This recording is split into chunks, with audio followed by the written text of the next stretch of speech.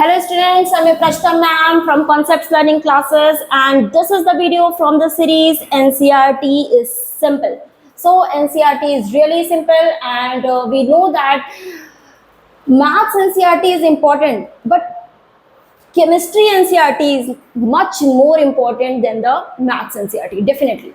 सो chemistry NCERT अपने आप में बहुत इंपॉर्टेंट हो जाती है, तो इसको तो आपको लाइन बाय लाइन पढ़ना ही है. So without any delay I will start my video, and in this video I am going to cover the whole basic concepts of chemistry. So you must know what is the importance of this subject, why we do we study this subject. So in this subject actually अगर मैं बोलूँ ना तो जे की जो chemistry है तो that is divided into three basic parts. You all know that is your physical chemistry, and next one is your inorganic, and last one is the organic, and last one is the most important. So organic chemistry covers more, मतलब almost 50% or 48%, and 20% portion comes from the physical chemistry and rest of the your inorganic portion. So 20% जो हमारा part है ना, उसमें जो chemistry का portion है, तो अगर तुम्हें मोल कॉन्सेप्ट आ गया तो ये समझ लो कि तुम्हारा काफ़ी काम हो जाता है, क्योंकि mole concept is the foundation for your complete physical chemistry, right. अगर तुम कोई सब्जेक्ट पढ़ते हो, कोई टॉपिक पढ़ते हो, लाइक थर्मोडायनामिक्स पढ़ोगे, आगे 11th में ही thermodynamics and chemical ionic equilibrium पढ़ोगे, और क्लास 12th में पढ़ोगे केमिकल काइनेटिक्स, और काइनेटिक्स पढ़ोगे, और तुम्हारे पास एक इलेक्ट्रोकेमिस्ट्री का टॉपिक है, सोल्यूशंस टॉपिक है. So for each and every topic you must have the knowledge of the mole concept. So mole concept is very important. और बच्चों को ना इस टॉपिक से थोड़ा सा डर लगता है. एक्चुअली होता क्या है कि पहले ये टॉपिक हुआ करता था क्लास 9th में, एवोगैड्रो नंबर और मोल कॉन्सेप्ट का टॉपिक था, बट जो न्यू एनसीईआरटी क्लास 9th की आ गई ना, उसने सब डिलीट कर दिया. तो जो अभी की जनरेशन आ गई उन्होंने पढ़ा नहीं, तो that is a problem. But ये इतना सिंपल है, जब 9th में पढ़ाया सकता है, और आईसीएससी के बच्चे तो पढ़ के आते हैं, तो इतना मुश्किल है नहीं जितना ये लगता है. तो इट्स नॉट दैट डिफिकल्ट. अगर जाओगे सब पढ़ोगे तो इट्स वेरी सिंपल. कुछ चीज़ें हैं जो एक्चुअली नाम ही है बेसिक कॉन्सेप्ट्स ऑफ केमिस्ट्री, सोच लो कितना ही बेसिक होगा. तो इट्स सिंपल. कोशिश करो. फॉर्मूले हैं, बच्चों को डर लगता है, इतने सारे फॉर्मूले हैं, molarity, normality, molality, mole fraction, कितने तो नाम है, कैसे याद रखेंगे, क्या क्या चीज़ें होंगी. तो जब अप्लाई करोगे तो याद भी हो ही जाएगा, ऐसा कोई मुश्किल नहीं, राइट. तो अगर स्टार्ट करते हैं विदाउट एनी डिले, हम स्टार्ट करते हैं. यहाँ पे सबसे पहले जो एनसीईआरटी में इसमें दिया हुआ है, that is the development of NCER, development of the chemistry. So development of the chemistry में what we are going to study, अगर आप देखोगे तो डेवलपमेंट से पहले उन्होंने थोड़ा सा ये हिस्ट्री दे रखा है. तो हिस्ट्री जो है वो अपने आप में इंपॉर्टेंट इसलिए होती है ना, that gives us some motivation. Why do we study chemistry, हमें केमिस्ट्री पढ़ने ही क्यों है, ये इतना बोरिंग सा लगता है लोगों को, याद करना है इतना सारा, तो why do we study chemistry. तो जो इस केमिस्ट्री अभी से नहीं, काफ़ी पहले से जो चल रहा था, उसका जो मेन रीज़न था, अगर पढ़ोगे तो एनसीईआरटी में जो लिखा है, that is your philosopher's stone. तो कभी तुमने पढ़ा होगा, लाइक पारस पत्थर जैसी चीज़ें होती थी कि अगर हम चाहें तो किसी भी मेटल को I can turn it in gold, मतलब कि जो लोहा है, आयरन है, that can also be converted into gold. तो एनी बेस मेटल मींस जो तुम्हारा कॉपर आयरन इजीली अवेलेबल होता है, you can convert it in a precious metal like gold. That is called the philosopher stone. तो इस वजह से chemistry start हुई थी. And the second important reason for the chemistry was the elixir of life. Elixir of life देखो, यहाँ given साफ साफ इमोर्टैलिटी. इमोर्टैलिटी मतलब एवरीवन वांट्स कि हम हमेशा जिए, no one wants to die, everyone wants कि हाँ हमें बहुत लंबी एज चाहिए. तो लाइक जो कंप्लीट मेडिसिन वाला जो पार्ट है, अगर कोई लाइक फार्मास्यूटिकल में जाना चाहता है, या फिर अगर हम बात करें कोविड में भी, तो सबसे ज़्यादा जो इंपॉर्टेंट रोल था वो मेडिसिन का, वैक्सीन का, तो that was something given by the chemistry. तो if you know how the reactions occur when we take a medicine in our system, then what happens, so many reactions occur. So this was the immortality was the reason जिसकी वजह से chemistry आगे develop हुआ था, right. सो इसके बाद इन्होंने ये बोला हुआ है कि पहले केमिस्ट्री का नाम केमिस्ट्री क्यों रखा गया, that was by the alchemy. तो एल्केमी, अगर आपने कभी एल्केमिस्ट टाइप की नॉवल पढ़ी हो, एल्केमी, तो एल्केमी इज समथिंग, एक प्रोसेस होता है जिससे हम क्या करते हैं, वही सेम चीज़ की हम कन्वर्ट करते हैं किसी भी चीज़ को you can convert into gold, that is called alchemy. And iatrochemistry is the same thing, medicine. तो मेडिसिन वाज समथिंग, और जो हमें केमिस्ट्री ने दिया है तो काफ़ी टाइम पहले से like Chinese, Greek, even Indian culture में बहुत टाइम से केमिस्ट्री का इंपॉर्टेंट रोल रहा है। जैसे कि हम कुछ एंशियंट इंडिया में बोले तो रसायन शास्त्र, इसको रसायन विज्ञान भी बोलते हैं केमिस्ट्री को हिंदी में। तो जो सो मेनी डाइज एंड ये जो कलर वगैरह बनते हैं, मेडिसिन होती है, metallurgy, metallurgy is a process जहाँ से आप मेटल को एक्सट्रैक्ट कर सकते हो फ्रॉम एनी ओर। और हमारे पास क्या होते हैं, सिंपल हमारे पास मिनरल्स होते हैं जो जहाँ से हम प्रॉफिटेबली मेटल को एक्सट्रैक्ट कर सकते हैं। There is a process. अगर 10th में थोड़ा बहुत मेटलर्जी था भी कॉपर ऑपर का तो पढ़ा होगा। तो होता क्या है कि बहुत इवन जो अगर तुमने पुराने टाइम में हड़प्पा और इन सब में भी देखा हो तो जो कैल्शियम कार्बोनेट है दैट इज ऑल्सो लाइमस्टोन।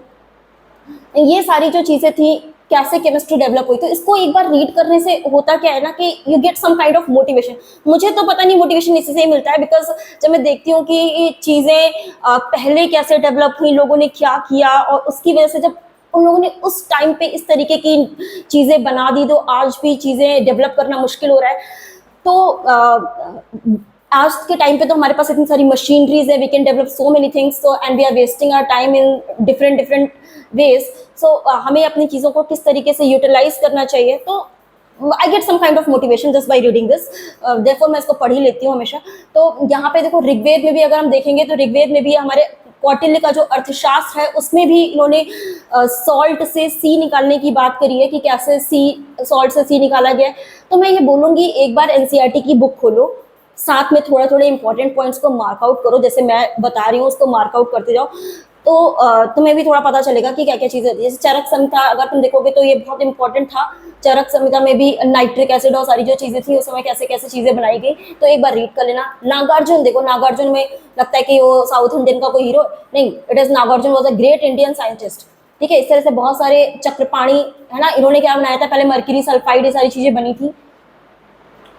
और अगर इसको एक बार रीड कर लेना है ना तो you will get some kind of motivation. मुझे तो थोड़ा बहुत मिल ही जाता है। और हिस्ट्री देखो मैं पढ़ने का कहाँ टाइम मिलता है, अगर हम एक बार एनसीईआरटी पढ़नी, इतनी मोटी बुक तो है नहीं कि हो नहीं पाएगा, तो 2-4 पेज में लिखा हुआ है, जस्ट रीड इट। ओके, तो ये एल्केमी वाला पोर्शन खत्म हो गया, क्योंकि एल्केमी में जो लोग थे तो वो हर चीज को गोल्ड में कन्वर्ट करते थे, तो उनको सोशली आउटकास्ट कर दिया गया था। उनको लगता था कि ये पता नहीं कैसे लोग हैं जो जादू करते थे, कुछ मैजिक वाली चीजें करते हैं, पता नहीं कुछ भी चीज कन्वर्ट कर सकते, किसी भी चीज में कन्वर्ट कर देंगे, तो उन लोगों को सोशली आउटकास्ट कर दिया गया था। उसके बाद जब मॉडर्न केमिस्ट्री स्टार्ट हुई है, तो मॉडर्न केमिस्ट्री में अगर हम देखें तो बात आती है एटम्स एंड मॉलिक्यूल्स की। और एटम्स मॉलिक्यूल्स जो अब हम लोग डाल्टन के टाइम पे पढ़ते हैं ना, तो डाल्टन से पहले ही हमारे इंडिया में एक ऋषि थे, कश्यप ऋषि, और अगर तुम शायद इनका नाम यहाँ कहीं दिखा दिया होगा है ना, तो उन्होंने डेवलप किया था एटम्स के बारे में। आई होप यहीं कहीं उन्होंने दिया था, कहीं इन्हीं बीच में दिया होगा, तो जस्ट रीड इट। तो आचार्य कंद भी बोलते हैं उनको, तो उन्होंने डाल्टन से पहले ही बता दिया था एटम इज इनडिविजिबल, और जो एटम है वो हमारे पास क्या कहते हैं कि एक जो केमिकल रिएक्शन होती है उसमें हमेशा मास कंजर्व्ड रहता है, ये सारी चीजें पता थी। लेकिन अल्टीमेटली जाकर के पता चला मॉडर्न एटॉमिक थ्योरी में तो atom is divisible, so atom is divisible. तो डाल्टन थ्योरी भी इस पॉइंट पे तो रॉन्ग ही प्रूव हो गई थी कि बिकॉज एटम इज डिविजिबल। तो डे बाय डे चीज़ें इस तरीके से इवॉल्व होती हैं, एक दिन का काम नहीं है। तो it is just long history है ना, जिसकी वजह से आज हम यहाँ पे हैं। हर चीज़ की वैक्सीन है हमारे पास, हर चीज़ की मेडिसिन है हमारे पास, हम जरा सा कुछ भी हो एक टैबलेट खा लेते हैं और ठीक हो जाते हैं, है ना। तो पहले इतना इजी नहीं था चीज़ों को।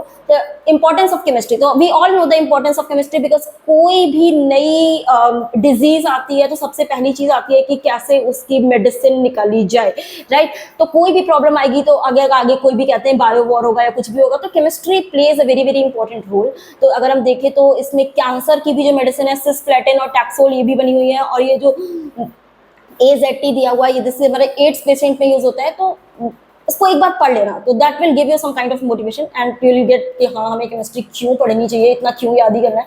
तो जब इतनी चीज़ें बनी हैं तो याद थोड़ा बहुत तो कर ही सकते हैं। और नेचर में अगर हम देखें फिर बात आती है nature of matter is the next topic. तो नेचर ऑफ मैटर, तो मैटर क्या है, तो एनीथिंग, हमें पता है मैटर चैप्टर हम क्लास 5th और 6th से पढ़ते चले आ रहे हैं हर सब्जेक्ट में हमेशा। तो साइंस में केमिस्ट्री में फर्स्ट चैप्टर इज मैटर। तो मैटर क्या होता है, anything which can occupy space, है ना। तो चाहे वो एयर हो, solid, liquid, gas, that is your matter. तो यहाँ पे भी इतना ही दिया कि solid, liquid, gas are the states of matter. But मैं बोलूंगी कि सॉलिड, लिक्विड, गैस के अलावा अगर तुम क्लास 9th की एनसीईआरटी में देखोगे ना तो उन्होंने 5 स्टेट्स ऑफ मैटर दिए हैं। अगर मैं इसमें देखूं एनसीईआरटी में 11th में इन्होंने 3 स्टेट्स ऑफ मैटर ही दिए, solid, liquid, gas, right, but actually we know there are 5 states of matter. तो सॉलिड, लिक्विड, गैस के अलावा अगर हम देखें तो 4th state of matter is your plasma, and the next one is BEC, Bose Einstein condensate, right. So solid, liquid, gas हम सब लोग जानते हैं, 4th 5th से ही पढ़ाते रहते हैं कि सॉलिड में molecules are closely packed and they have a perfect shape and perfect volume, definite shape, everything. And जो लिक्विड होता है that takes the shape of the container, and the molecules are somewhat intermolecular space they have, and definitely they have more kinetic energy, and gas molecules have very high kinetic energy and very large intermolecular space and the least force of attraction. That's what I think you all know. And next one is plasma, जो थोड़ा इसमें नहीं दिया हुआ है लेकिन आपको पता होना चाहिए, 9th की एनसीईआरटी में गिवन है। तो फिर प्लाज्मा क्या होता है कि अगर हम हाई टेम्परेचर अगर कर देते हैं तो गैसेस आयनाइज हो जाती है, गैसेस क्या हो जाती हैं, आयनाइज हो जाती हैं, एंड उसके बाद में वो कुछ पर्टिकुलर कलर देने लगती है। तो हाई टेम्परेचर पे से हम लोग कहते हैं कि लाइक स्टार्स में, सन में जो रिएक्शंस हो रही है उससे जो लाइट एमिट हो रही है, लाइक तुम्हारे नियॉन साइंस हो गए, और जो पर्टिकुलर अगर हम प्लाज्मा टीवी भी होता है लाइक, तो वो सब में जो मेनली होता है वो प्लाज्मा स्टेट ऑफ मैटर है। वेरी वेरी हाई टेम्परेचर पे ionised gases, I will again से ionised gases, that is a plasma state. And BEC अगर मैं बोलूँ तो Bose Einstein condensate is the 5th state of matter. तो ये हाई टेम्परेचर पे है तो वो वाला किस पे होगा, ऑब्वियस सी बात है कि that will be at very very low temperature, very low temperature पे बोस-आइंस्टाइन कंडेंसेट बन जाता है। तो बोस अगर हम देखें तो ये साइंटिस्ट का नाम है सत्येंद्रनाथ बोस, जो हमारे इंडिया के साइंटिस्ट है। तुम्हें जरूर पता होना चाहिए कि इंडिया के साइंटिस्ट कुछ ही आते हैं। तो ये हमारे पास सत्येंद्रनाथ बोस हैं, और ये तो एल्बर्ट आइंस्टाइन सब जानते हैं। तो आइंस्टाइन एंड एल्बर्ट आइंस्टाइन हो गए, और इन लोगों ने साथ में काम करके ये बताया था कि एक 5th स्टेट ऑफ मैटर जो हम लोग यूज करते हैं बेसिकली क्वांटम मैकेनिक्स में। तो क्वांटम मैकेनिक्स एक ये चीज हमें बीईसी में नेचुरल उसमें नहीं मिलती, लैब में बड़ी मुश्किल से सिंथेसाइज करी गई थी। अभी ये रीसेंट है, 1920 की या 1920 के आसपास का है, तो रीसेंट रिसर्च है ये। और क्वांटम मैकेनिक्स में इसकी स्टडी होती है बोस-आइंस्टाइन करने। तो ये लो टेम्परेचर पे होता है, इट इज अप्रोक्सीमेटली, अगर हम लो टेम्परेचर कितना जा सकते हैं, near to absolute zero, near to absolute zero. Absolute zero, I think you all know that when the temperature is almost 0 Kelvin. तो Kelvin is always a positive scale. तो Kelvin जब negative में तो हो नहीं सकता ऑब्वियसली, तो 0 Kelvin का मतलब होता है -273.15 डिग्री सेंटीग्रेड, राइट। तो इतना लो टेम्परेचर अगर आप जाते हो, इतना लो तो जा भी नहीं पाओगे, तो मैटर ही नहीं एग्जिस्ट करेगा।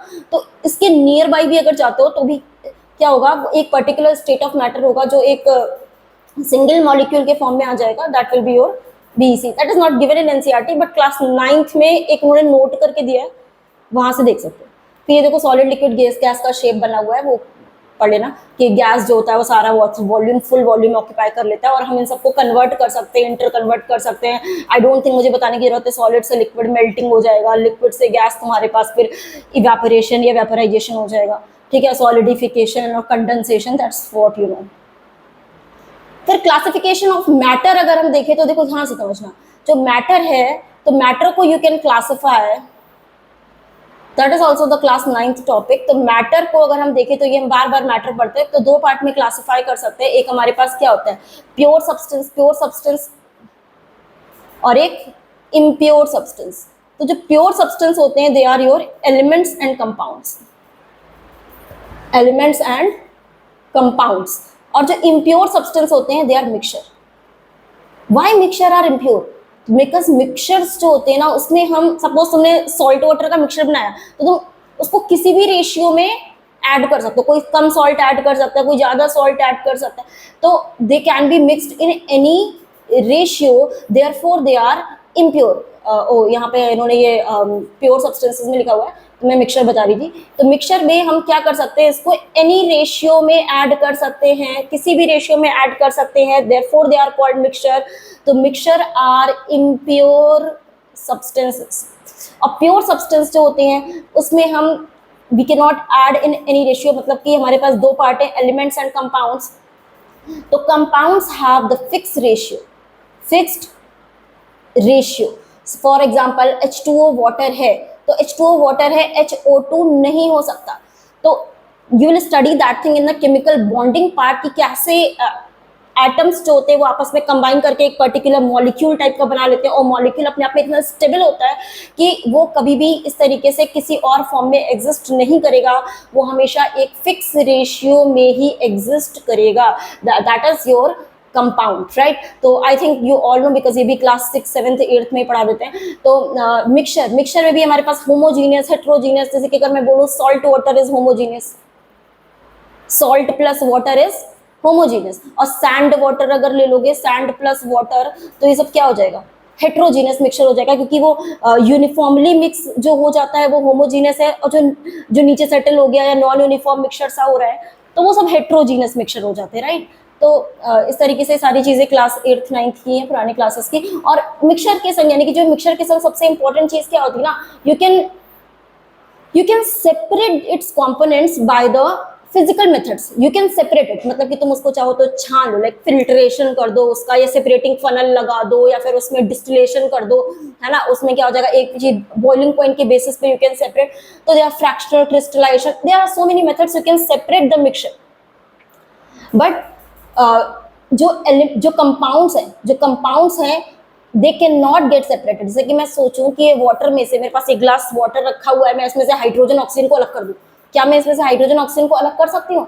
No, we can do it but by the chemical means, not by the physical means. We can do it by the only by the chemical means. So its components can be separated only by the chemical means in compounds. Okay, so you all know this, and pure substances, impure substances. So atoms and molecules में मैं थोड़ा सा और बता देती हूँ एक बारी।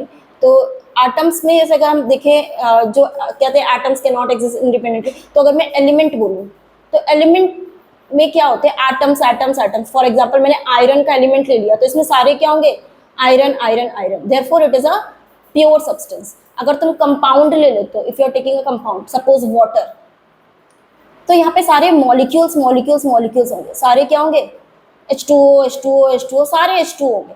तो it is a complete pure substance, ये पूरा एक संग एग्जिस्ट करेगा, ये पूरा कंपाउंड है, एक साथ एग्जिस्ट करेगा। अगर तुम इसका एज अ कंपाउंड देखते हो तो single unit of the compound is molecule, and molecule is ultimately made up of atoms. For example ऐसे H2O है, तो इसमें obviously 2 atoms of hydrogen plus 1 atom of oxygen.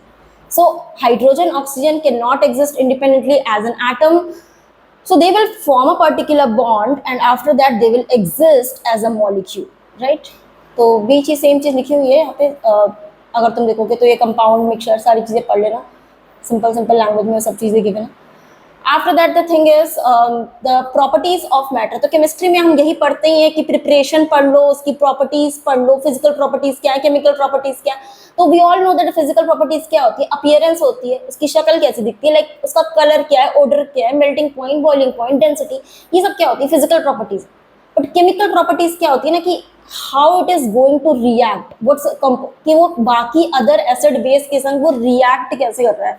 तो that is the chemical properties, right. तो chemical properties इस तरीके से distinguish, क्योंकि हम रिएक्शंस पढ़ते हैं, मल्टीपल रिएक्शंस आ गए, तो वो these are the chemical properties. तो combustion is what, burning of substance in the presence of air. तो एयर के संग उसका रिएक्शन करा देता है, तो वो उसका कंबशन हो जाएगा। फिर देखो यहाँ पे फिर बात आती है मेजरमेंट की। तो मेजरमेंट, देखो ये जो टॉपिक है मेजरमेंट वाला, this is a common topic of your physics as well, क्योंकि फिजिक्स में तुम डायमेंशन वाला चैप्टर पढ़ोगे तो उसमें भी हम मेजरमेंट वाला टॉपिक पढ़ते हैं, उसमें यूनिट कन्वर्जन पढ़ते हैं, फिर सिस्टम पढ़ते हैं, SI system, metric system, same thing is covered in the unit dimension. I will make a video of this also, unit dimension also. तो उसमें देखो यहाँ पे अगर हम मेजरमेंट ऑफ फिजिकल प्रॉपर्टीज अगर देखेंगे तो 2 सिस्टम दिखे होंगे। तो एक इंग्लिश सिस्टम है, यानी कि ब्रिटिश सिस्टम है ना, और ये मेट्रिक सिस्टम। देखो इंग्लिश सिस्टम, ब्रिटिश सिस्टम इसलिए इंपॉर्टेंट, देखो आज तक अपनी हाइट को फीट में मेजर करते हैं, तो फीट जो हमें मिला है that is from FPS system. और मेट्रिक सिस्टम एक्चुअली फ्रेंच वालों का था, फ्रेंच सिस्टम था। इसमें क्या कहते हैं कि मेट्रिक सिस्टम में जनरली मीटर में और किलोग्राम और सेकंड, ये वाला ज्यादा इंपॉर्टेंट था। एंड लेटर यही वाला जो सिस्टम था, system that converted into SI system of international. तो सारी जितनी SI यूनिट्स थी उसके बेसिस पे फंडामेंटल यूनिट्स बना दी गई। फंडामेंटल हमारे पास जो यूनिट्स हैं उनको बेस यूनिट्स भी कहते हैं, and we all know there are 7 fundamental quantities. तो ये भी क्लास 6 से ही पढ़ रहे हो कि कितनी फंडामेंटल क्वांटिटीज होती हैं, और ये तुमने क्लास अभी 11th में फिजिक्स में भी रिसेंटली पढ़ा ही होगा, है ना। तो जो कुछ पर्टिकुलर, जैसे यहाँ पे एक नोट बना के एनसीईआरटी में ग्रीन कलर से देते हैं, दिस इज अगेन इंपॉर्टेंट, कुछ ना कुछ चीजें इसमें अच्छी होती हैं, इसको पढ़ जरूर लेना, क्योंकि आईसीएससी के बच्चों को ना हैबिट होती नहीं है एनसीईआरटी पढ़ने की, उनको लगता है लैंग्वेज बहुत डिफिकल्ट है। अरे भाई नॉवेल पढ़ते हो, कुछ पढ़ते हो, एनसीईआरटी भी पढ़ ही लो, कहीं से कोई क्वेश्चन आ जाएगा। अगर इतनी सी बुक है, अगर उसको मल्टीपल टाइम्स रीड कर लोगे तो क्या ही चला जाएगा, पढ़ लो उसको, है ना। तो हिस्ट्री की तरह पढ़ लो, एज अ स्टोरी पढ़ लो उसको, complete, just complete your NCERT. तो हमें इसको पढ़ना चाहिए, पूरा कंप्लीट पढ़ना चाहिए। हाँ, तो फिलहाल मैं क्या करी थी कि 7 वी हैव 7 पर्टिकुलर यूनिट्स। कौन कौन सी यूनिट्स होती है हम सबको पता ही होनी चाहिए, फिजिक्स में भी पढ़ा ही होगा। तो number 1 length, length, mass, time, temperature, temperature, current, electric current, amount of substance. तो केमिस्ट्री के लिए तो amount of substance is important, यही हमें पढ़ना ही है कि अमाउंट ऑफ सब्सटेंस, यूनिट इसकी मोल होती है। And the last one is your what, luminous intensity, luminous intensity. तो ल्यूमिनस इंटेंसिटी बेसिकली ब्राइटनेस होती है किसी लाइट की, कितनी इंटेंसिटी इतनी है उसकी ब्राइटनेस, अगर हम पर्टिकुलर डायरेक्शन में मेजर करते हैं, इसकी यूनिट कैंडेला होती है। तो इसको तुम लोग को 12th में फिजिक्स में पढ़ना है। लेंथ की यूनिट तुम्हें पता है कि मीटर होती है, और ये इसकी मास की केजी होती है, सब ऐसा यूनिट की बात कर रही हो, यू कैन कन्वर्ट इट इन, इसमें प्रीफिक्स सफिक्स लगा के मल्टीपल यूनिट्स बना सकते हो। तो सेकंड्स हो गया, और टेम्परेचर की ऐसा यूनिट केल्विन होती है, और ये हो गया तुम्हारा एम्पियर, और अमाउंट ऑफ सब्सटेंस की यूनिट होती है मोल। वैसे इसको MOLE लिखते हैं, लेकिन यूनिट में भी राइट इट एज मोल। तो मोल इसको हम इसमें लिखते हैं यूनिट में, ऐसा यूनिट। तो ये इसके सिंबल्स हैं यूनिट के, यही मैंने बताए थे कि, और ये क्वांटिटीज है, these are called the base units और योर फंडामेंटल यूनिट्स, राइट। तो अब देखो इसके बाद इसकी डेफिनेशंस भी दी हुई है। अब डेफिनेशंस है, बच्चों को पढ़ने में बहुत बोरिंग लगता है कि ये क्या दिया हुआ, इतनी सारी चीजें हैं, लेंथ है, और उसमें तो देखो अगर एक चीज ध्यान दोगे तो क्या होता क्या है ना, कि ये जो पूरा जो मीटिंग हुई थी, इतनी डिफरेंट डिफरेंट टाइप की यूनिट्स थी। अगर तुमने फिजिक्स में डिटेल में वो चैप्टर को रीड किया एनसीईआरटी में, तो कितना दिया है कि पहले हम लोग हैंड स्पैन से मेजर करते थे, फिर टाइम को सैंड क्लॉक से मेजर करते थे, कितने एंशियंट टाइम में अलग अलग चीजें थी। आजकल कितना इजी है, डिजिटल क्लॉक आ गई, आराम से हर चीज में तो क्लॉक लगी हुई है, सब कुछ जगह, तो you can measure time, time length, we can measure each and everything, every physical quantities can be measure. तो जो भी चीज तुम सोच सकते हो, क्या डिस्टेंस है, क्या टाइम है, फ्रैक्शंस ऑफ सेकंड भी मेजर हो सकता है। तो सारी चीजें जो मेजर की गई थी, तो देखो लाइट की स्पीड से मेजर की गई, तो मीटर को हमने वो लेंथ, क्योंकि देखो डिस्टेंस क्या होता है, स्पीड इनटू टाइम होता है, तो हमने लाइट की स्पीड को स्टैंडर्ड ले रखा है। तो देखो ये एक्चुअली अगर तुम ध्यान से देखोगे तो ये 3 × 10⁸ को ही लिखा गया है ना, और वो 1 सेकंड में कितना डिस्टेंस ट्रेवल करेगी, तो वो उस तरीके से फिर 1 मीटर के लिए निकाला है, तो 1 कर दिया है। और यूनिट ऑफ मास, तो मास के लिए भी क्या है कि प्रोटोटाइप क्या होता है, जैसे कि मान लो प्लैटिनम इरिडियम की एक रॉड रखी हुई है, वो उन्होंने पेरिस में रखी हुई है, तो किसी मीटिंग में वहां पे एयर टाइट कंटेनर में वहां पे रख दी गई है। अब हर कंट्री में उसी के प्रोटोटाइप, मतलब उसी के मॉडल बना बना के रखे हुए हैं, क्योंकि हर कोई बोलेगा नहीं 1 मीटर ये है, 1 मीटर ये है, 1 kg इतना है, तो सबके हिसाब से नहीं होगा, तो एक स्टैंडर्ड हमें बनाना पड़ता है। उसके बेसिस पे we can compare and say yes this is 1 metre, this is 1 kg।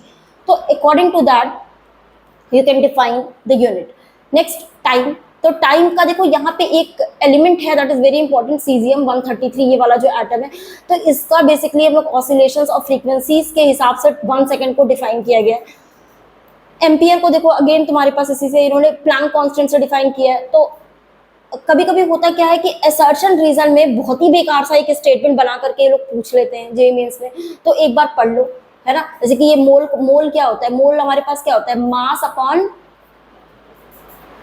Molar mass होता है, मास अपॉन मोलर मास। तो इसके लिए करना क्या होता है ना कि कार्बन 12 को इन्होंने स्टैंडर्ड यूनिट माना हुआ है। कार्बन 12 से पहले हाइड्रोजन को 1 माना गया था, तो अब कार्बन क्योंकि सबसे ज्यादा इजीली अवेलेबल है, और हर लिविंग सब्सटेंस में कार्बन होता ही है, पूरा ऑर्गेनिक केमिस्ट्री कार्बन की केमिस्ट्री है। सो कार्बन का 1/12 करके हमने रिलेटिव एटॉमिक मास निकाले हुए हैं। सारे सब्सटेंसेस के जो मासेस हैं वो कार्बन के रिफरेंस में निकाले गए हैं, और कार्बन का 1/12 मास जो है वो हमारा हाइड्रोजन का मास है। तो उसको अभी आगे बताया भी होगा इन्होंने कि वो लाइक 1U से रिप्रेजेंट करते हैं, ठीक है। तो कैंडेला मैंने बताया था कि ल्यूमिनस इंटेंसिटी होती है कि किसी भी पर्टिकुलर डायरेक्शन में उसकी क्या इंटेंसिटी है, उस बेसिस पे डेफिनेशन। अब देखो ये प्रीफिक्सेस सफिक्सेस तुमको पक्के से पता होने चाहिए, ये नहीं पता है तो ऐसा नहीं चलेगा, क्योंकि यहाँ पे इसको ऐसे डिवाइड कर लो। तो अगर ये डेका है तो डेका मीन्स 10, हेक्टो 100 होता है, किलो 1000, यहाँ तो सबको पता होता है। मेगा भी पता। अब देखो इसके आगे अगर तुम्हें याद करना है तो देखो कितना इजी है, क्योंकि देखो सब 3 के मल्टीपल दिए, 3 1 3, 2 6, 3 9, 4 12, 15, 18, 21 एंड 24, सारे 3 के मल्टीपल लिखे हुए हैं। तो ये किलो, मेगा, फिर गीगा, फिर टेरा। तो इसको तुम ऐसे जैसे हम लोग टेराबाइट, मेगाबाइट, गीगाबाइट, जीबी की पेन ड्राइव नहीं लेते, जीबी हो गया, और टीबी की तुम लोग हार्ड डिस्क यूज करते हो, केबी की कोई भी फाइल होती है। तो ये सारे हमारे पास इस तरीके से तो किलोमीटर में भी हो सकता है, किलोग्राम में भी हो सकता है ना। तो अगर मेगा लगा है तो मेगा का मतलब क्या हो जाएगा, अगर तुम उसको बेस यूनिट में कन्वर्ट करोगे तो मेगा मीन्स 10 की पावर 6 से उसको मल्टीप्लाई कर देना। गीगा दिया है तो 10 की पावर 9 हो जाएगा, टेरा है 10 की पावर 12 हो जाएगा, पेटा, एक्सा, जेटा, योटा। तो ये याद जरूर कर लेना, 24 तक जहां तक दिया है एनसीईआरटी में वहां तक आना चाहिए। इसी तरह से अगर हम लेस में चले जाएं तो देखो डेसी, सेंटी, मिली, यहाँ सबको आता है, माइक्रो भी आता है, नैनो भी आता है, नैनो 10 की पावर -9, पीको भी आता है 10 की पावर -12, फेम्टो अपने आप में सबसे इंपॉर्टेंट है, इसको फर्मी भी बोल सकते हैं, फर्मी भी दिया रहता है 10 की power -15, and atto, zepto, zepto देखो आजकल वो आने लगा है, स्विगी और जेप्टो वाला, जेप्टो और योटो। तो देखो थोड़ा थोड़ा सा किस तरीके से रिलेट करके याद रखो। तो यहाँ पे भी अगर तुम देखोगे तो 3 के मल्टीपल हैं, है ना, 3 1 3, 2 6, 9 12, तो ये सब याद होने चाहिए योक्टो तक। तो 10 की पावर -24 यहाँ पे है, 10 की पावर +24, यहाँ से यहाँ तक कंप्लीटली याद होना ही चाहिए, राइट। ठीक है, फिर मास एंड वेट। तो मास एंड वेट दोनों काफी अलग अलग चीजें होती हैं, केमिस्ट्री में थोड़ा सा ये लोग मिक्स कर देते हैं, और लेमन लैंग्वेज में भी हम लोग मिक्स करके बोलते हैं कि तुम्हारा वेट कितना है। तो that is not weight, that is your mass, right. तो mass is something which is not going to change, that is unchanged, है ना। अगर तुम स्पेस पे भी जाओगे तो मास विल रिमेन सेम। अगर किसी भी ऑब्जेक्ट का मास अर्थ पे इतना है तो उसका हर जगह मास उतना ही होगा। बट जो वेट होता है, तो weight is something which is the weight is a kind of gravitational force acting on that mass। तो अगर कोई भी mkg का मास है, उस पे जो वेट लगता है वो mg होता है, सबको पता है, फिजिक्स में 9th में ही पढ़ा है ना। तो मास इनटू एक्सेलरेशन। तो वेट एक ग्रेविटेशनल फोर्स है, ये चेंज होता रहेगा। अगर तुम स्पेस में जाओगे जहाँ ग्रेविटी 0 है, वहां पे वेट 0 भी हो सकता है, and that will be the weightlessness. So this is the difference between weight and mass. तो you must be careful when you are writing, क्योंकि बुक में कई बार दिया रहता है वेट अपॉन मॉलिक्यूलर वेट, तो दैट इज नॉट करेक्ट। कभी कभी केमिस्ट्री में लोग मिक्स कर देते हैं वेट और मास को। That is your mass. If it is given in gram तो just go for the units. तो यूनिट में क्या दिया, इट इज इन ग्राम, क्योंकि वेट की यूनिट तो न्यूटन होती है, राइट। फिर नेक्स्ट इज वॉल्यूम। तो वॉल्यूम देखो, मास क्या होता है ना कि अमाउंट ऑफ मैटर प्रेजेंट, कभी कभी डेफिनेशन भी ये लोग सेशन में डाल देते हैं। तो अगर अमाउंट ऑफ मैटर प्रेजेंट दे रहा है तो वो उसका मास होगा, लेकिन अमाउंट ऑफ स्पेस ऑक्यूपाइड बोल रहा है तो वो वॉल्यूम होगा। क्योंकि देखो थर्माकोल का चीज अगर ऑब्जेक्ट तुमने लिया तो वॉल्यूम वो भी ऑक्यूपाई करेगा, लेकिन उसका वॉल्यूम ज्यादा होगा, लेकिन मास कितना होगा, बहुत कम होगा, हल्का होगा, राइट। तो volume is the space occupied and mass is the matter present in that. ठीक है, तो ये तुम्हारे पास फिजिकल बैलेंस तुमने लैब में, केमिस्ट्री लैब में देखा होगा। ठीक है, तो यहाँ से तुम यूनिट्स वगैरह कन्वर्ट कर सकते हो और जैसे कि मेजर कर सकते हो। और देखो ये जो दिया है 1 लीटर 1000 ml सबको पता होता है। और एक चीज अपने दिमाग में रखो कि जो 1 ml है वो 1 cc के इक्वल होगा। cc मतलब centimetre cube, 1 ml is 1 centimetre cube. तो फिर अगर ये 1000 ml है तो ये क्या हो जाएगा, 1000 सेंटीमीटर क्यूब। और ये किसके इक्वल हो जाएगा, 1 डेसीमीटर क्यूब के। तो 1 डेसीमीटर क्यूब 1 लीटर होता है, ये बात ध्यान रखना। 1 decimetre cube is equal to 1 litre. ठीक है, इसी तरीके से 1 ml इज 1 सेंटीमीटर क्यूब। ये सब कुछ छोटी छोटी चीजें हैं, ये को ध्यान रखनी, कन्वर्ट कर सकते हो, है ना। तो एक्चुअली होता क्या है कि 1 ml इज 1 सेंटीमीटर क्यूब। मतलब अगर तुम एक 1 सेंटीमीटर क्यूब समझते हो ना कि एक बॉक्स ले लिया तुमने, एक डब्बा ले लिया, 1 सेंटीमीटर उसका लेंथ ब्रेथ हाइट ले लिया, उसमें 1 ml ही वाटर आता है। उसका जो कैपेसिटी होता है that is 1 ml, that is why 1 ml is 1 cc।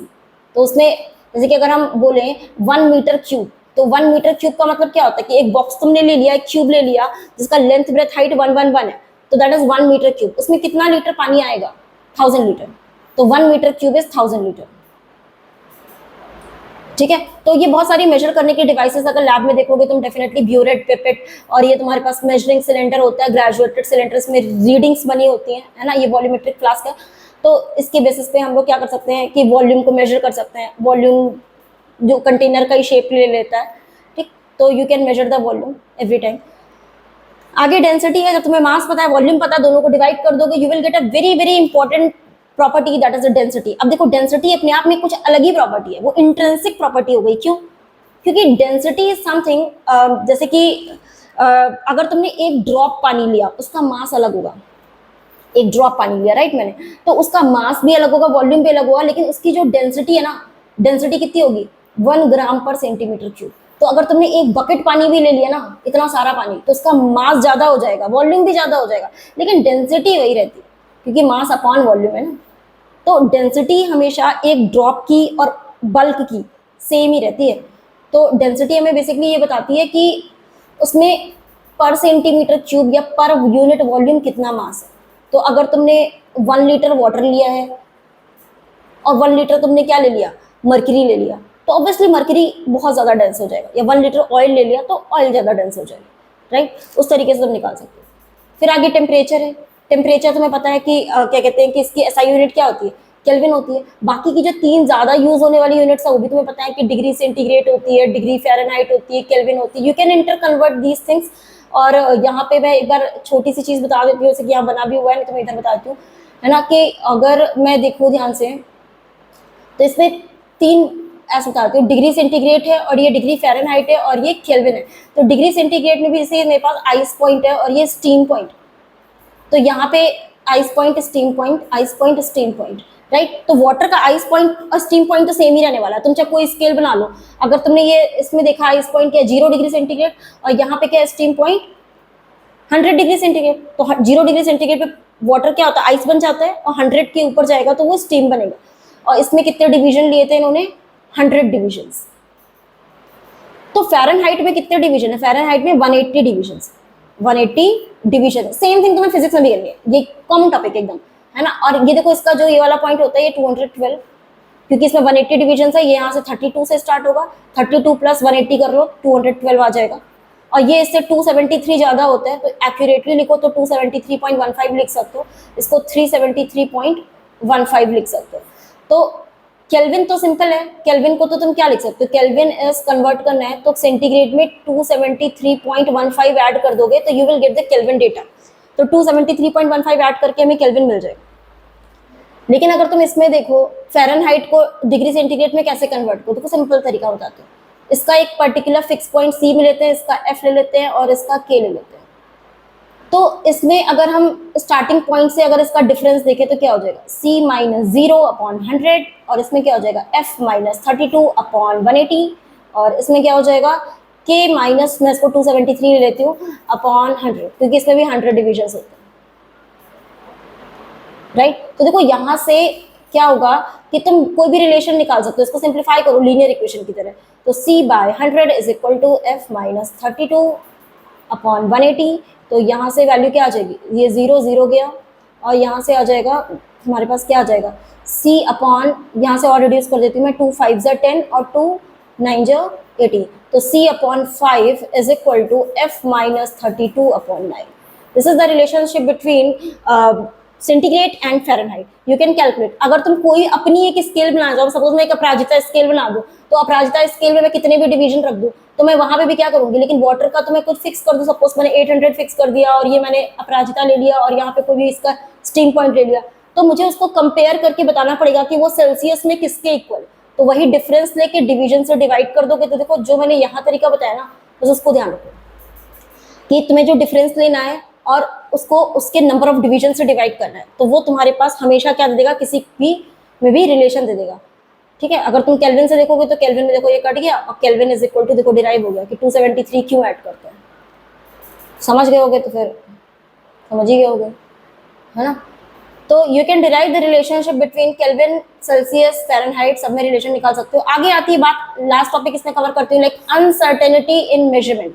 तो अब मेजर कर रहे हो तो अनसर्टेनिटी तो होनी ही है, क्योंकि हर डिवाइस की अपनी एक लिमिटेशन है कि वो उतना ही पर्टिकुलर डेटा मेजर कर सकती है। अगर मैं अपनी स्केल लूँ तो अपनी नॉर्मल स्केल लोगे तो एक पर्टिकुलर हम 3.5 ही बना सकते हैं। हम 3.54 अगर मैं सोचूं 5.38 बना लूँ स्केल लाइन इतनी लंबी, तो इट्स नॉट पॉसिबल, बिकॉज इतना तो इसकी क्या कहते हैं लीस्ट काउंट ही नहीं है, उतना तो वो बना ही नहीं सकती। तो उसका हर एक चीज की अपनी एक लिमिटेशन है, तो उसके बेसिस पे क्या होता है कि एक स्टैंडर्ड वैल्यू, देखो जो मैं शायद बता रही थी प्लैटिनम इरिडियम रॉड वाली, वही चीज यहाँ पे मेंशन है कि ये किस तरीके से साइंटिस्ट ने यहाँ पे लिया हुआ है और उसको ही उसके ही प्रोटोटाइप बना के बाकी कंट्रीज में रखे हैं, है ना। और उसी प्लैटिनम इरिडियम सिलेंडर को ही ये लोग यूज करते हैं, क्योंकि प्लैटिनम जो होता है ना वो लीस्ट रिएक्टिव होता है, हम सब लोग को पता है प्लैटिनम, और रस्ट नहीं होगा, कुछ नहीं होगा, एयर टाइट में रखा है, तो एक आइडियल वैल्यू दे सकते हैं। फिर उसके बाद बात आती है साइंटिफिक नोटेशन की। तो scientific notation is very very important in chemistry, because देखो ये इतना बड़ा बड़ा नंबर कैसे लिखेंगे, बार बार के काउंट करेंगे 1 10 100 करके, तो we will always write this number like 6.02 into 10 की पावर 23। तो it's easy to compare the data if we will write it in scientific notation. So scientific notation in itself, जैसे कि इतनी बड़ी वैल्यू ये एएमयू की दी हुई है, तो अब हम इसको इस तरीके से कैसे लिख पाएंगे, तो how we will count this thing every day. So it's important we will write every data in physics and chemistry in scientific notation only. So what is scientific notation? First digit के आगे decimal लगाओ, बाकी exponent के form में उसको लिख दो, ठीक। तो हमने एक्सपोनेंट पढ़ाई था मैथ्स में, इसीलिए मैथ्स हम पढ़ते हैं जिससे कि सब आ जाए हमें। फिर आती है बात मल्टीप्लिकेशन डिवीजन की। साइंटिफिक नोटेशन में कैसे करेंगे कि पहले नंबर मल्टीप्लाई कर लिया, फिर जो पावर है हमें पता है एक्सपोनेंट के बेसिस पे सेम बेस पावर ऐड हो जाएगी, और फिर उसको सिंगल डिजिट में लाना है, इधर लाना है, तो यानी कि तुम्हें 10 से डिवाइड करना है तो 10 से मल्टीप्लाई कर दो। मतलब इसको अगर 3.864 बनाओगे तो ये 10 की पावर 14 हो जाएगा। तो एक तरफ अगर हम 10 से डिवाइड कर दूसरे मल्टीप्लाई कर देते हैं, तो यहाँ पे भी नंबर मल्टीप्लाई करके सेम बेस एक्सपोनेंट का रूल लगा दिया है। और अगर मुझे पावर में ऐड सब्ट्रैक्ट करना है तो हमें दोनों के एक्सपोनेंट को सेम बनाना पड़ेगा। यहाँ 10 की पावर 4 है, यहाँ 10 की पावर 3 है, तो पहले या तो दोनों को 10 की पावर 4 बना लो, नहीं तो दोनों को 10 की पावर 3 बना लो। तो अब यहाँ पे इसकी 10 की पावर 4 है, ये 10 की पावर 3 है, तो इसको 10 की पावर 4 बनाने के लिए पहले इसको क्या करना पड़ेगा, 0.8 करेंगे तब ये 10 की पावर 4 होगा, फिर पावर 10 की पावर 4 कॉमन हो जाएगा, फिर इसको ऐड कर सकते हैं। Same thing with subtraction. तो पहले तुम्हें इसमें जो पावर से एक्सपोनेंट की उनको सेम करना पड़ेगा, that will B common, after that you can add और सब्ट्रैक्ट, राइट। फिर सिग्निफिकेंट फिगर, देखो ये छोटी छोटी चीजें हैं, अगर तुम एक बार सीख लोगे ना तो हो जाएगा, नहीं तो फिर पता है वो छोटी चीजें वो स्किप हो जाती है, और वो आसान क्वेश्चन आता है तो आसान क्वेश्चन नहीं छूटना चाहिए। पेपर में मुश्किल क्वेश्चन तो किसी को नहीं आता होगा, लेकिन आसान क्वेश्चन जो होता है ना वो गलत नहीं होना चाहिए, ये इंपॉर्टेंट है। बिकॉज ये कंपटीशन है ना, स्कूल के नंबर थोड़े ना लाने, अगर स्कूल के नंबर लाने हैं तो ठीक ही है, याद किया पुराने क्वेश्चन आ जाते हैं, तो कंपटीशन का अटेम्प्ट अलग तरीके से होता है। हाँ, तो सिग्निफिकेंट फिगर में क्या होता है कि सिग्निफिकेंट फिगर अगर तुम देखोगे किसमें कितनी सिग्निफिकेंट डिजिट्स है, जैसे सारे जो नंबर्स होते हैं वो सब सिग्निफिकेंट होते हैं एक्सेप्ट 0, तो all non zero digits are significant, this is the first rule.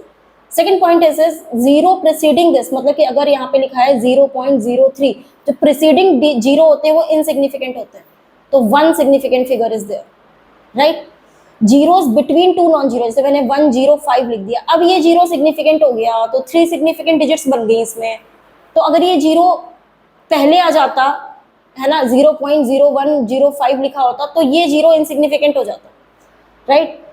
तो जीरोस जो होते हैं अगर हमारे पास डेसिमल के बाद वाले जीरोस होंगे तो वो सिग्निफिकेंट हो जाते हैं, लाइक 0.0200, तो ये तीनों सिग्निफिकेंट है। डेसिमल के पहले का 0 इनसिग्निफिकेंट है, डेसिमल के बाद के जो ट्रेलिंग जीरोस है ना दे ऑल आर सिग्निफिकेंट, ठीक है। क्यों सिग्निफिकेंट होते, क्यों, क्योंकि देखो हम उसको अगर एक्सपोनेंट के फॉर्म में कन्वर्ट करते हैं तो जो 10 की पावर होता है ना वो सब इनसिग्निफिकेंट होता है। ऐसे इसमें बोलोगे तो 2 सिग्निफिकेंट डिजिट्स, जैसे मैंने ये लिखा 1 into 10 की power 5, so how many significant digits are there, 1। अगर मैंने बोला 1.0 into 10 की पावर 5 तो 2, क्योंकि डेसिमल के बाद का 0 सिग्निफिकेंट हो जाता है। अब ये वाला क्या होगा, इसमें 3 सिग्निफिकेंट डिजिट्स हैं, 1.00, तो आफ्टर डेसिमल सारे डिजिट्स क्या होंगे, सिग्निफिकेंट हो जाएंगे, सारे जीरोस भी सिग्निफिकेंट हो जाएंगे, क्योंकि उससे हमारा एग्जैक्टली प्रिसीजन वगैरह क्लियर होता है कि क्या है क्या नहीं, बताऊंगी, है ना। अब जैसे कि यहाँ पे क्या है, कोई काउंटिंग नंबर्स होता है, तो काउंटिंग नंबर्स में इनफाइनाइट सिग्निफिकेंट फिगर होते हैं, ये बात ध्यान रखना। जो काउंटिंग नंबर होगा, जैसे कि मैंने बोला 3 balls 20x, जो भी एग्जांपल है, तो उसमें क्योंकि हम उसके आगे डेसिमल लगा के कितने भी जीरो लगा सकते हैं, जैसे कि 2 balls है तो तुम कोई लिमिट थोड़े ना, तुम कितने ही जीरो लगा लो। तो that is not the experimental value की जो आया है मेरे पास रीडिंग लेके 2.02, तो इसमें तो 3 सिग्निफिकेंट है। अगर मैंने बोला 2.00 तो 3 सिग्निफिकेंट है, लेकिन 2 अगर केवल 2 बोल दिया तो इसमें इनफाइनाइट सिग्निफिकेंट डिजिट्स, क्योंकि मैंने तो 2 काउंटिंग नंबर बोल दिया ना, तो इसके आगे तो मैं कितने ही जीरो लगा सकती हूँ, तो वो सब क्या हो जाते हैं, सारे ही सिग्निफिकेंट, इनफाइनाइट सिग्निफिकेंट होते हैं। ठीक है, ध्यान रखना है, छोटी बात है बट इंपॉर्टेंट है। अब यहाँ पे देखो दो इंपॉर्टेंट वर्ड आते हैं, ध्यान से समझ लेना। एक है तुम्हारे पास प्रिसीजन और एक एक्यूरेसी। नाम से देखो, इंग्लिश में सुनो तो दोनों एक जैसे दिखते हैं, प्रिसीजन एंड एक्यूरेसी, पर दोनों में स्लाइट डिफरेंस है, देयर इज अ डिफरेंस। तो प्रिसीजन क्या होता है, it is a closeness of various measurement. जैसे कि अगर एक बच्चे ने रीडिंग ली, जैसे मैं एग्जांपल से बताती हूँ, अगर एक बच्चे ने 1.95 1.93, तो देखो उसकी रीडिंग प्रिसाइज है, मतलब उसकी रीडिंग आसपास एक जैसी आई, प्रिसाइज रीडिंग आई है। लेकिन जो एक्यूरेसी होती है वो हमेशा उसकी ट्रू वैल्यू से निकाली जाती है कि what is it's true value, what is it's true value, उसके बेसिस पे हम इसको निकालते हैं। ठीक है, तो ट्रू वैल्यू से वो कितना क्लोज है, दैट इज एक्यूरेसी। जैसे कि मान लो 2 कोई वैल्यू है, तो उससे कितना कितना क्लोज है, उस बेसिस पे हम उसका क्या निकालते हैं, उस बेसिस पे हम उसकी एक्यूरेसी मेजर करते हैं, राइट। तो ट्रू वैल्यू के रिगार्डिंग हम इसकी एक्यूरेसी मेजर करते हैं। And after that you can see this, 1 second, जैसे कि कुछ लाइक अगर हम देखते हैं इसमें लाइक क्या इसमें एडिशन सब्ट्रैक्शन, हाँ, तो सिग्निफिकेंट डिजिट्स में अगर हम देखें यहाँ पे, तो आंसर जो आता है वो कैसे आता है कि अगर मेरे पास इतने सारे डेटास को ऐड करना है, तो इसमें कितनी सिग्निफिकेंट डिजिट्स हैं, 4, इसमें है 3, इसमें है 1 2 3 4, 1 2 1 2 3 4, 1 2 3 4। Thank you. I think I will cover, video काफ़ी लॉन्ग हो रहा है, तो I will cover it in the next video. Okay, thank you.